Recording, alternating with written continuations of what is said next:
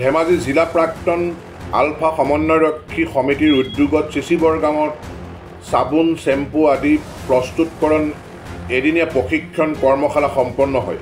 মহিলা সবলীকৰণ আৰু বজাৰ দখলৰ লক্ষ্য আগত ৰাখি প্ৰাক্তন আলফা সমন্বয়ৰক্ষী সমিতি ধেমাজি জিলা সমিতিৰ উদ্যোগত সোমবাৰে ধেমাজি জিলাখনৰ বিভিন্ন প্ৰান্তত মহিলাসকলক লৈ স্থানীয়ভাৱে এনেকৈ গা ধোৱা চাবোন, কাপোৰ ধোৱা চাবোন, কাপোৰ ধোৱাৰ powder, hand wash, dish wash, phenyl, toilet cleaner আদি ঘৰুৱা নিত্য ব্যৱহৃত সামগ্ৰী প্ৰস্তুত কৰিব পাৰি তাৰ এক এদিনীয়া প্ৰশিক্ষণ কৰ্মশালা অনুষ্ঠিত হয়। চিচিবৰ গাঁৱৰ সাধনী স্মৃতি ভৱনত অনুষ্ঠিত কৰা প্ৰশিক্ষণ কৰ্মশালাত প্ৰশিক্ষক হিচাপে অংশগ্ৰহণ কৰে পংকজ পাঠকে। এই প্ৰশিক্ষণৰ জৰিয়তে আমাৰ মহিলাসকল স্বাৱলম্বী হোৱাৰ উপৰিও আগন্তুক দিনত তেওঁলোকৰ উৎপাদিত সামগ্ৰীয়ে ধেমাজিৰ বজাৰ দখল কৰিবলৈ সক্ষম হ'ব বুলি তেওঁলোকে আশা প্ৰকাশ কৰে। আগন্তুক দিনত প্ৰাক্তন আলফা সমন্বয় সমিতিয়ে জিলাখনৰ যুৱক যুৱতীসকলক বিভিন্ন ক্ষুদ্ৰ উদ্যোগ স্থাপন কৰাৰ প্ৰশিক্ষণ প্ৰদান কৰিব বুলিও তেওঁলোকে জানিবলৈ দিয়ে। ধেমাজি জিলাৰ প্ৰাক্তন আলফাৰ জিলা সমিতিখনে ধেমাজি জিলাৰ মহিলাখিনিক সবলীকৰণৰ ওপৰত গুৰুত্ব আৰোপ কৰি এই ট্ৰেইনিং কেম্পটো কৰিছে, যাতে এই ট্ৰেইনিং কেম্পটোৰ যোগেদি তেওঁলোকে আত্মনিৰ্ভৰশীল হ'ব পাৰে। আজি আমাৰ গুৱাহাটীৰ পৰা আমি এই ট্ৰেইনিং কেম্পটোৰ কাৰণে পংকজ পাঠকক নিমন্ত্ৰণ জনাই আনিছোঁ।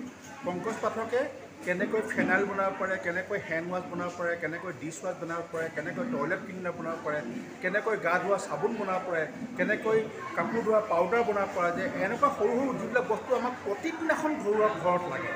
এই বস্তুবিলাক এতিয়া আমাৰ নিজস্ব এখন বজাৰ নাই, আমি চব বাহিৰৰ পৰা আহে আমি কিনো। গতিকে এই ক্ষুদ্ৰ ক্ষুদ্ৰ উদ্যোগবিলাক আমাৰ মহিলাবিলাকৰ যোগেদি ক্ষুদ্ৰ উদ্যোগবিলাক প্ৰতিষ্ঠা কৰি বজাৰ দখল কৰা এটা প্ৰক্ৰিয়ালৈ আমি যাবলৈ বিচাৰিছোঁ।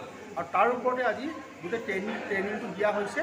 আৰু আমি আশা ৰাখিছোঁ যে অহা 1 মাহ বা 1.5 মাহৰ পিছতেই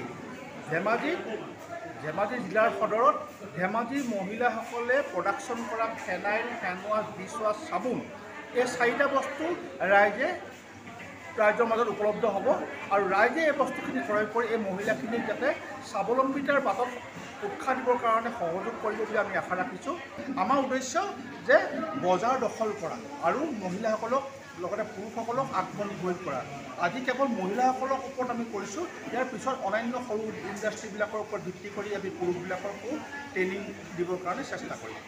ইয়াতে আমি কিছুমান ঘৰুৱা বস্তু বনোৱাৰ কাৰণে প্ৰশিক্ষণ দি আছোঁ। আমাৰ যিবিলাক প্ৰাক্তন আলফা সদস্য আছে তেওঁলোকৰ লগতে আৰু কিছুমান শুভাকাংক্ষী আছে তেওঁলোকক দি আছোঁ, যাতে আমি কিছু পৰিমাণে হ'লেও আত্মনিৰ্ভৰ হ'ব পাৰোঁ আৰ্থিক দিশত। সেইকাৰণে চাবোন, চেম্পু, কাপোৰ ধোৱা, চাৰ্ফ, ডিটাৰজেণ্ট পাউডাৰ, তাৰপিছত phenyl, hand wash, dish wash, এনেকৈ প্ৰায় আমি 15বিধমান বস্তু প্ৰশিক্ষণৰ এটা সৰু কেম্প আয়োজন কৰিছোঁ। আমাৰ সকলোৰে মনোযোগী কেন্দ্ৰ কৰিয়াৰ লগতে তেওঁৰ বন্ধু বান্ধৱ দিয়ে। তো হ'লেই প্ৰায় আমাৰ সকলে হ'ল। ইয়াতে কিছু পৰিমাণে কেমিকেল থাকিবই, নহ'লেতো বস্তু এইবিলাক বনাব নোৱাৰে। কিন্তু আমি এইটো বস্তুৰ ওপৰত বেছি গুৰুত্ব দিছোঁ যাতে মানুহৰ লোকচান নহয়। এনেকুৱা কিছুমান চব যিবিলাক কেমিকেল থাকে সেইবিলাক ব্যৱহাৰ কৰিছোঁ, যাতে কোনো ধৰণৰ শৰীৰৰ লোকচান নহয় বা এই নহয়।